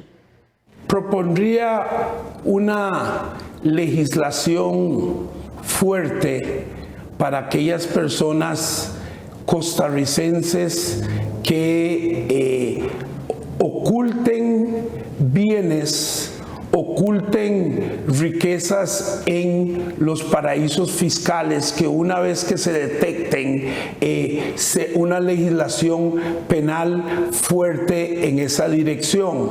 Y en cuanto a la evasión y la elusión, en cuanto a la evasión propiamente dicho, lo que estaría haciendo es que incentivar a las autoridades judiciales para que apliquen la legislación existente, porque tenemos un marco legal riguroso, pero infortunadamente en los últimos años las personas que han sido condenadas por el tema de la evasión ha sido muy poca, porque en el ámbito probatorio las pruebas normalmente se desaparecen. Entonces implementaría también un sistema donde las pruebas no se guarden en las computadoras de los mandos medios, sino que sean subidos a una nube donde los mandos medios no tengan acceso a poder cambiarlas, para que en el momento en que se inicie una investigación, las pruebas se mantengan incólumes y puedan estar a disposición de las autoridades judiciales, para que puedan tener la certeza que con esos elementos probatorios las personas que incurren en estas ilicitudes puedan resultar condenadas. Para finalizar esta ronda de respuestas, escuchamos ahora lo que dijo el candidato Rodrigo Chávez. Mire, como ministro de Hacienda yo me caractericé por denunciar la evasión fiscal, me caractericé por decir que los sistemas de cómputo de Hacienda no tienen ni pies ni cabeza, que están absolutamente obsoletos, y que tenemos que invertir en tecnología, en sistemas modernos de recaudación tributaria, no solo tecnológicos, sino de procedimientos, y además asegurarnos de que todas las transacciones en este país sean sujeto de los impuestos correspondientes y por ley. Yo no estoy de acuerdo con subir impuestos. De hecho, mi primera conferencia de prensa cuando llegué al país como ministro de Hacienda, ahí dije: no vamos a subir impuestos, vamos a recaudar los recursos, los impuestos que ya están legislados y que son legales. En ese sentido, conseguí $153 millones para invertir en escáneres, que es una barbaridad que todavía no están puestos, en métodos mejores para recuperar o para cobrar los impuestos, en sistemas que permitan cruzar las bases de datos de las diferentes instituciones públicas para cobrar los impuestos como Dios manda. Nos están quitando más o menos $3.600 millones al año en evasión fiscal. Eso no puede permitir. Yo hice lo que había que hacer, pero el gobierno PAC, después de mi salida, suspendió las actividades, se fueron a dormir. ¿Será que no quieren cobrar los impuestos bien? Bien, escuchamos las respuestas de cada uno de los aspirantes que participan esta noche, las 6 personas candidatas a la presidencia de la República. Aquí en el debate nacional, esas eran sus respuestas sobre el tema de cómo enfrentar la fuga de grandes riquezas hacia paraísos fiscales. En el siguiente segmento vamos a escuchar una ampliación de 1 minuto que hará cada uno de los participantes de esta noche sobre esas propuestas. En esta ronda inicia con su planteamiento la candidata Linet Saborit. Muchas gracias. Bien, lo que consideramos básicamente es que este es un esfuerzo que tiene que hacerse de manera integral. No es en solitario con una sola acción. Nos parece indispensable continuar avanzando en el proyecto de Hacienda Digital. Resulta elemento indispensable para que con esto no solamente se fortalezca la información que debe manejar el Ministerio de Hacienda, sino que además se fortalece el sistema en un todo en cuanto a la recaudación también. Nos parece importante, además, considerar que si nosotros logramos que esos recursos permanezcan en el país, lo que estamos hablando también necesariamente de un incremento en la inversión. Y eso resulta absolutamente necesario para poner a producir a Costa Rica, para llevar desarrollo, para llegar a cada región y para que cada sector pueda hacer su propio trabajo.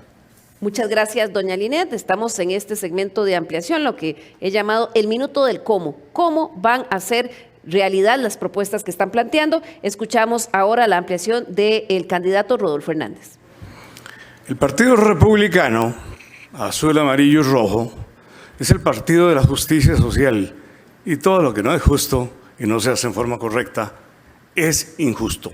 No voy a repetir nada de lo que dije en el segmento anterior, únicamente en uno de estos que mencioné. Y les dije que los sistemas integrados y cruzados son la clave para darle trazabilidad a las cosas. Es la clave para poder revisar después bien los procesos y los puntos críticos en donde hay fugas de dineros, los puntos donde no se recogen los tributos, y son los puntos en los cuales da cabida para que se vayan a otros paraísos fiscales. Yo apuesto por un sistema robusto, integrado nacional, no solo Hacienda Digital, gobierno digital para la trazabilidad de todas esas cosas.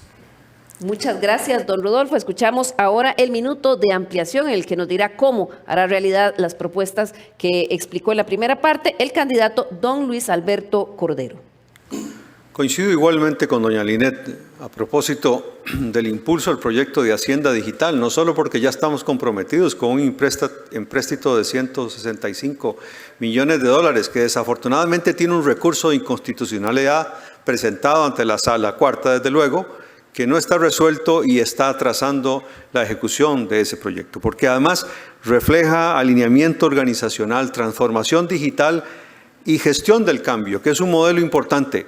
Son recursos del Banco Mundial, donde trabajaba don Rodrigo Chávez, que tiene que vencer resistencias fundamentalmente de los propios empleados, porque también hay complicidad en la evasión desde los empleados del sector público. No estoy hablando de todos, unos muy pocos, pero en posiciones estratégicas que contribuyen a que esa evasión, elusión, contrabando no se castigue. Es importantísimo concretar los resultados de ese proyecto de inmediato, una vez que la Sala Constitucional se pronuncie sobre ese recurso. Muchas gracias. Señor candidato Eduardo Cruzan, ¿usted cómo lo haría? ¿Cómo enfrentar la fuga de dineros a paraísos fiscales? En vez de inventar más impuestos como el actual gobierno, lo que haría es combatir la evasión a través de tecnología de avanzada en Hacienda. Combatiría el contrabando a través de nacionalización en puntos de ingreso. Y eliminaría los factores que nos restan competitividad para que los inversionistas inviertan, hagan sus inversiones en el país. Me refiero a bajar costos de energía eléctrica, quitar tramitología, eliminar cargas para fiscales, hacer que haya disponibilidad de agua, conectividad y acceso al sistema financiero y al crédito para impulsar emprendimientos medianos y pequeños. Muchas gracias, don Eduardo. Consigue en su turno don Rodrigo Chávez. ¿Usted cómo lo haría? Como lo empecé a hacer y no me dejaron terminar. Primero que todo, muchísimas gracias a doña Linet, don Rodolfo, don Luis Alberto y don Eduardo por apoyar el esfuerzo enorme que hice para traer, sí, 158 millones de dólares para quitar ese cáncer de la evasión fiscal. Y además, en ese mismo proyecto está para traer 28 millones de dólares en escáneres. Lamentablemente, como mencionó alguien, Fernando Zamora, creo que se llama, un miembro del Partido de Liberación Nacional, piensa al igual que don Eli, que con remedios caseros de 10 millones de dólares uno puede curar ese tipo de enfermedad. Yo, francamente, creo que eso demuestra la ignorancia absoluta de cómo funcionan los sistemas de administración tributaria en el mundo. Piensen que con un año de ese gasto nos ganamos 3.600 millones. Remedios caseros significa que no quieren curar la enfermedad. ¿Por qué será? ¿A quién están protegiendo? Muchas gracias, señor candidato Eli Feinsack. Cerramos esta ronda de ampliación de la pregunta con su planteamiento. Todo lo que ustedes han escuchado de los demás candidatos es una fe ciega en que un sistema de cómputo, se llama Hacienda Digital, va a resolver por arte de magia todos los problemas, como antes creyeron que el SICOP iba a eliminar la corrupción. Una herramienta digital es eso, es una herramienta digital. Y es tan fuerte o tan débil como las reglas y las personas que la administran. Si queremos evitar la fuga de capitales, debemos crear un clima de negocios en Costa Rica, un clima favorable, y parar la persecución de todo aquel que quiere trabajar y producir en Costa Rica. Porque en este país trabajar y producir se ha convertido en mala palabra. Y doy como ejemplo a don Alex, allá en la comunidad de La Carpio, un contratista de la construcción que fue a pedir que le dejaran pagar un seguro voluntario durante la pandemia y no se lo permitieron y le acumularon una deuda de 6 millones de colones que ahora no tiene manera de pagar y no tiene forma de regresar a la formalidad. Bien, muchísimas gracias, señora y señores candidatos. Llegamos al final de este nuevo bloque. También gracias a todas las personas que nos siguen acompañando a través de la señal de Canal 13, de la emisora 101.5 FM, Radio Nacional y las plataformas digitales del Tribunal Supremo de Elecciones. Estamos en el debate nacional. Vamos a una pausa informativa y ya casi regresamos.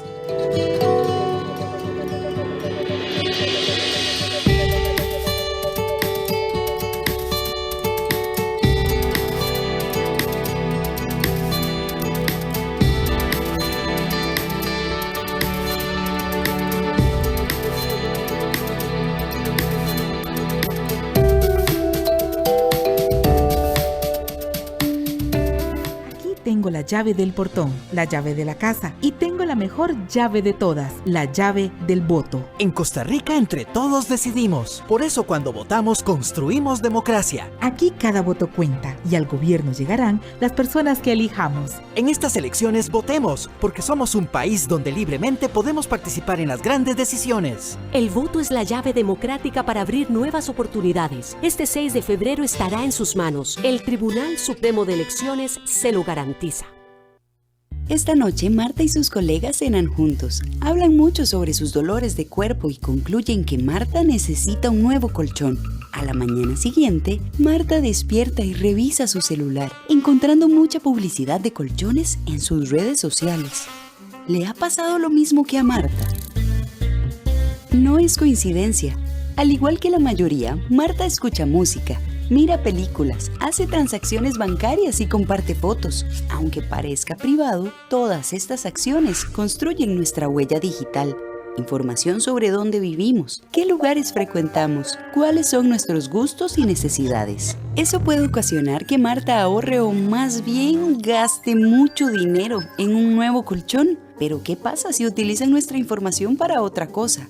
Las plataformas filtran nuestros datos para presentarnos la información que más nos interese y se ajuste a nuestras preferencias personales. Por eso es tan entretenido. El riesgo es que fácilmente caemos en las llamadas cámaras de eco, espacios en los que recibimos un solo tipo de información y no necesariamente verdadera, lo cual evita que nos cuestionemos ideas o perspectivas propias o diferentes a las nuestras.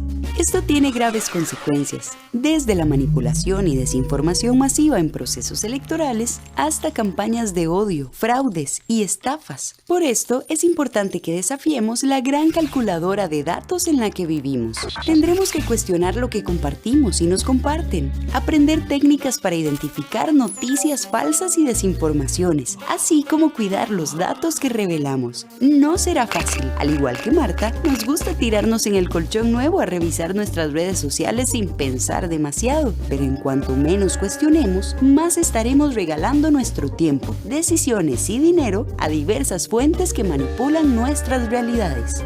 Más allá de la pantalla de nuestros dispositivos, somos personas de carne y hueso. Recordemos siempre la humanidad detrás de cada una de nuestras interacciones digitales. Seamos parte de una ciudadanía digital responsable. Conozca más en www.ifedvirtual.tse.go.cr. Mi voto es una llave. Mi voto abre nuevas oportunidades. En democracia, el voto es la llave que abre caminos para seguir adelante. Y el próximo 6 de febrero tendremos en nuestras manos la oportunidad de decidir el futuro que queremos para Costa Rica. Entre todos elegiremos a las autoridades que nos representarán durante los próximos 4 años. Usemos esa llave y votemos. El voto es la llave democrática para abrir nuevas oportunidades. Este 6 de febrero estará en sus manos. El Tribunal Supremo de Elecciones se lo garantiza.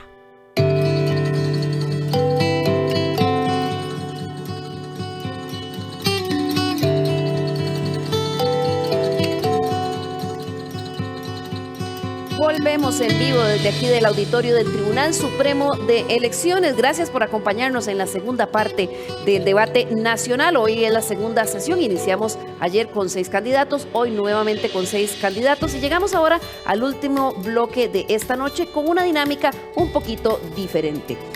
A partir de una distribución al azar, se le pidió a algunos candidatos o candidatas que no se encuentran la noche de hoy aquí en el auditorio que enviara una pregunta para alguno de los aspirantes que sí está participando.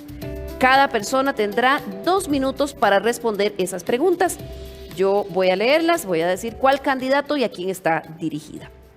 Para dar comienzo a esta sección tenemos la pregunta que el señor Óscar López ha enviado para el candidato don Rodolfo Hernández. La pregunta dice: todos hablamos de la necesidad de reactivar la economía. En el PASE proponemos que para reactivar la economía debemos dolarizar nuestra moneda, pues desde hace muchos años en Costa Rica vivimos bajo una dolarización solapada. Pregunta concreta: ¿qué opina usted de nuestra propuesta de dolarizar la economía para que los costarricenses dejen de recibir colones devaluados y reciban sus salarios en dólares? Don Rodolfo. Muchas gracias a don Óscar López por la pregunta. Yo no soy afín a la dolarización, no soy afín a perder nuestra nacionalización de la moneda. Eso representa en nuestros países en desarrollo un riesgo. Si usted dolariza, después no tiene control de su dinero. Y ante emergencias, usted no puede tener flexibilidad. Lo han hecho otros países.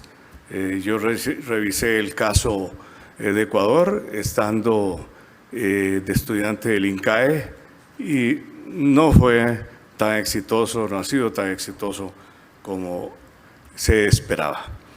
Me parece que para mejorar la economía lo que hay que hacer es reactivarla en todas sus formas.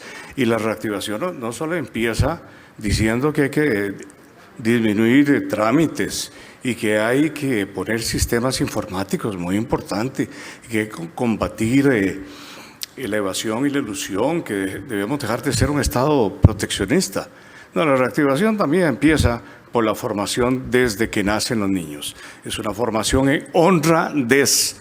No importa lo que hagamos, si no tenemos un país de gente honrada, seguirá la evasión, seguirán las matráfulas y seguirá la parte de pérdida de estos recursos. El Partido Republicano, siempre decimos que no hay que escuchar mucho las ventas de humo. ni los cantos de sirenas que tratan de convencernos de que hay cosas maravillosas que se pueden hacer. El verdadero partido de las garantías sociales, que es el republicano, es un partido que viene a trabajar y no viene a robar. Esa es la base de todo esto. Pongo a disposición mi vida de transparencia e integridad en función de todos ustedes los costarricenses. Muchas gracias, don Rodolfo. La siguiente pregunta la envió el candidato Rolando Araya y está dirigida para don Luis Alberto Cordero. Dice así: usted plantea convocar una asamblea constituyente en el actual momento de crisis. ¿Qué aspectos son los fundamentales al cambio de régimen político que usted plantea en esa convocatoria a una asamblea constituyente? Don Luis Alberto. Agradezco mucho, don Rolando Araya, una pregunta tan significativa en esta coyuntura que vive el país. En primer lugar, aclarar que nuestra propuesta es una especie de carretera de 2 carriles. En una vía va la propuesta inmediata de solución de los problemas más apremiantes: reactivación, inseguridad, caja costarricense del Seguro Social, crecimiento económico. Pero en la otra vía es la propuesta de, mediante los procedimientos que prescribe la Constitución, que son básicamente una votación calificada a la solicitud que se le haga a la Asamblea Legislativa para aprobar un referéndum para la convocatoria, y la otra es la recolección de esas firmas como enunciantes.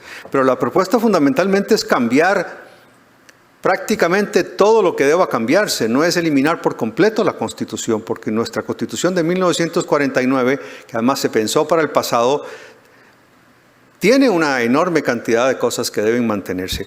Un régimen semipresidencialista de gobierno, frenar la reelección consecutiva de alcaldes, que ya de todas maneras dichosamente está en trámite, mantener el periodo presidencial en 4 años y una reelección sucesiva para todos los cargos de elección popular, pero fundamentalmente descentralizar el poder, quitarle a la Sala Constitucional la facultad de interpretar lo que la Constitución dice y que no necesita interpretación. Por eso sacarla del ámbito del Poder Judicial para colocarla como un tribunal constitucional independiente. Trasladarle a las municipalidades una gran cantidad de funciones, exactamente como lo que mencioné a propósito de la concesión de obra pública y de la contratación que las municipalidades puedan hacer de obra pública y otras facultades, es revisar los valores fundamentales de la sociedad costarricense, construir un nuevo pacto social que nuestras generaciones necesitan, porque las constituciones no son cuerpos muertos, son cuerpos vivos. Muchas gracias, don Luis Alberto. Conoceremos ahora la pregunta que el candidato Sergio Mena le envió a don Eduardo Cruzan. Dice: después de haber de alguna forma cogobernado con el PAC desde la Asamblea Legislativa y haber legislado según él contra el pueblo, metiendo más impuestos y embargando el futuro de los costarricenses con más préstamos, hoy un limón con todo pendiente y graves crisis, ¿qué le puede ofrecer al pueblo de Costa Rica y a Limón usted después de semejante realidad, don Eduardo? Cuando, para rematar, usted propone pagarle a quien denuncie corrupción, ¿de dónde sacará el dinero? Muchas gracias, don Sergio. En primer lugar, debo decirle que yo no aprobé el plan fiscal. Voté en contra del plan fiscal porque me parece que no tenía rostro humano ese plan. De manera que ni yo ni el Partido Restauración Nacional aprobamos nuevos impuestos para los costarricenses. Primero debe informarse un poco mejor, don Sergio. Y en segundo lugar, sí tengo en la corriente legislativa un proyecto de ley donde se le va a incentivar a los costarricenses que denuncien actos de corrupción. ¿De dónde van a provenir los dineros? De lo que se incaute de los actos de corrupción. Eso es un modelo que existe en Estados Unidos, porque en Costa Rica era un secreto a voces la corrupción en Conavi y nadie denunciaba, porque la gente dice, ¿qué gano con denunciar?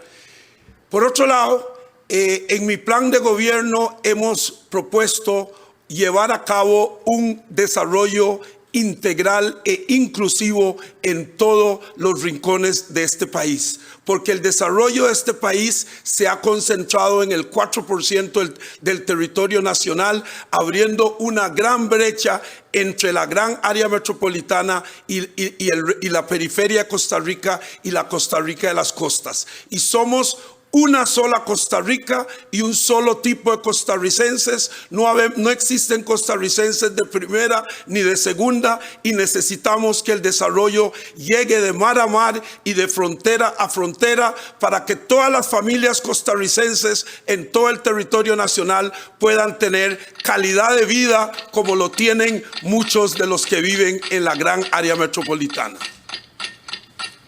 Muchas gracias, don Eduardo.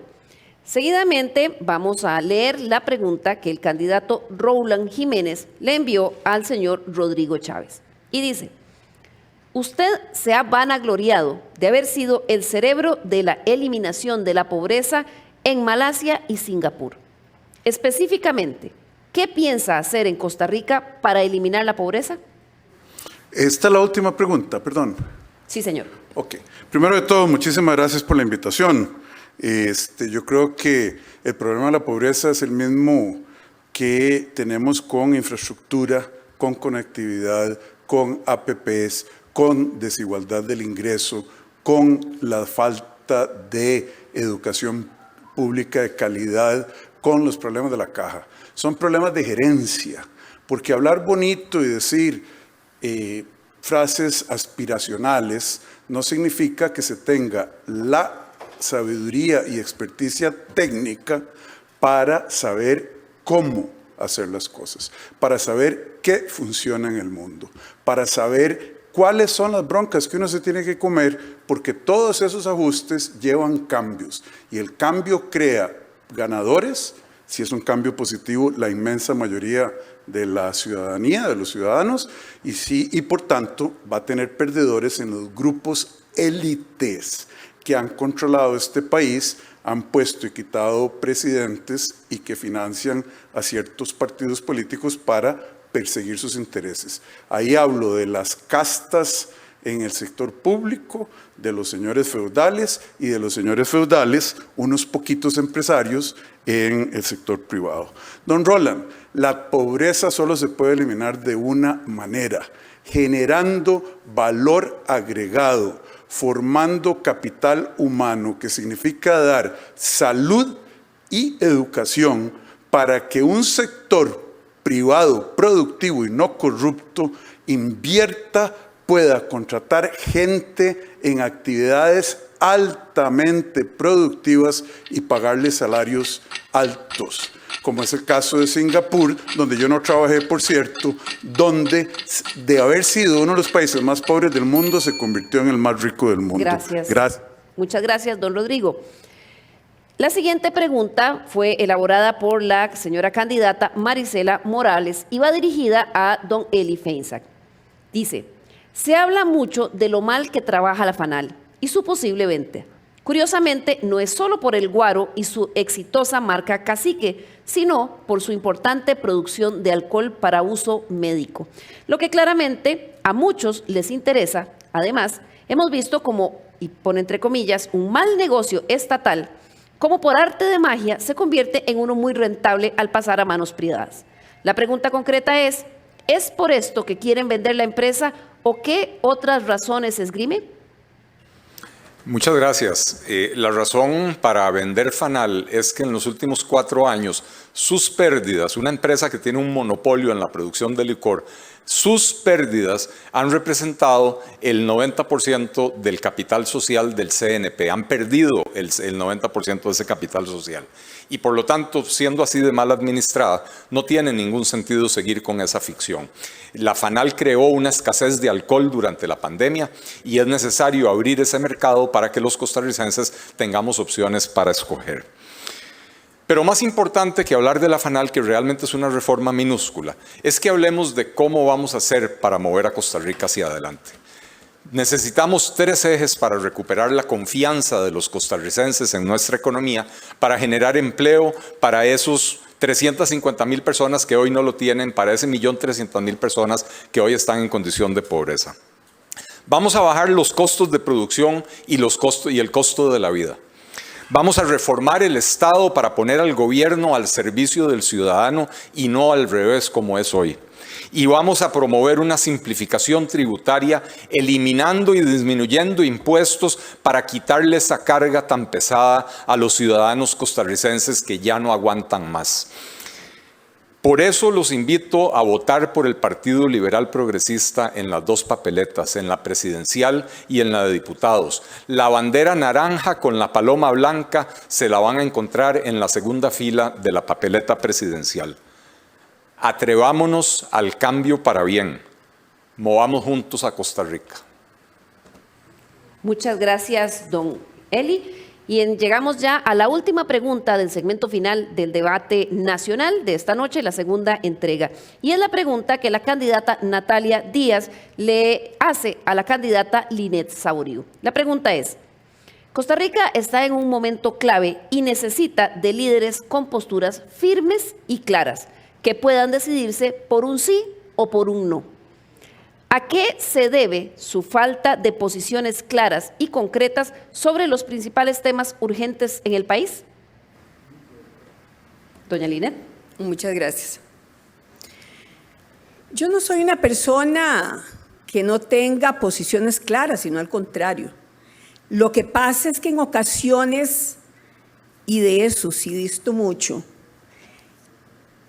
piensan las personas que con solo el hecho de asumir una candidatura, parece que desde ya y como si fuera propio lo que es del Estado, se quieren tomar determinaciones y resulta que las instituciones, por ejemplo, y mucho de eso no digo sí o no digo no, y digo que voy a revisar en esos primeros 100 días.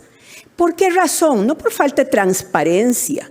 Si falta de transparencia no puedo tener después de 20 años de estar en la función pública dentro del Poder Judicial y llegar a ser la directora general de esa institución o ser vicepresidenta de la República, haber sido ministra de la Presidencia y ministra de Planificación también.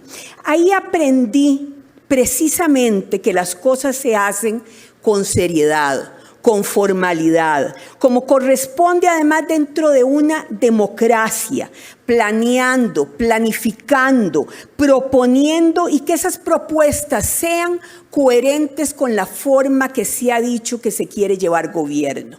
¿Cómo se quiere llevar un gobierno si el pueblo de Costa Rica nos concede esa posibilidad? Queremos gobernar con los sectores, aprovechando esa experiencia valiosa que tiene el ciudadano, que tiene la ciudadana. Queremos trabajar por los derechos humanos, por la igualdad, por la equidad, por la inclusión, porque no se nos quede atrás ninguna persona. Somos absolutamente claros en eso. El sí o el no. Demos explicaciones, seamos contundentes y muy comprometidos con esta democracia. Muchas gracias, doña Linet. Bien, y llegamos así al final de la sesión del día de hoy del debate nacional, el debate del Tribunal Supremo de Elecciones. Señora y señores candidatos, muchísimas gracias por su tiempo. Este es un ejercicio sumamente valioso para que los electores puedan conocer a las 25 personas que aspiran a la presidencia de la República, lo que proponen y cómo piensan hacerlo. La idea es que usted pueda utilizar esta información para valorarlos, compararlos y así tener un insumo adicional para un voto informado. Nos vemos mañana, no olvide acompañarnos mañana a partir de las 8:15 de la noche por la señal de Canal 13 y también por la 101.5 de Radio Nacional, además de las plataformas digitales del Tribunal Supremo de Elecciones, aquí en el debate nacional, el debate del Tribunal Supremo de Elecciones. Muy buenas noches.